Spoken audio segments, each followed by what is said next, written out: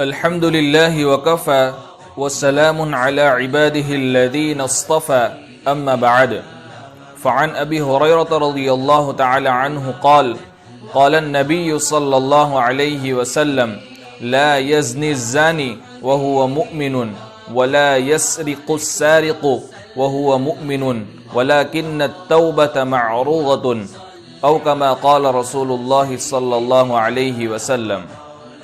حضرت ابو ہریرہ رضی اللہ تعالی عنہ سے روایت ہے کہ جناب نبی کریم صلی اللہ علیہ وسلم نے ارشاد فرمایا، زانی زنا نہیں کرتا جبکہ وہ مومن ہو، اور چور چوری نہیں کرتا جبکہ وہ مومن ہو۔ یعنی جب زانی زنا کرتا ہے اور چور چوری کرتا ہے تو اس کے دل سے ایمان نکل جاتا ہے، لیکن توبہ پیش کی ہوئی ہے،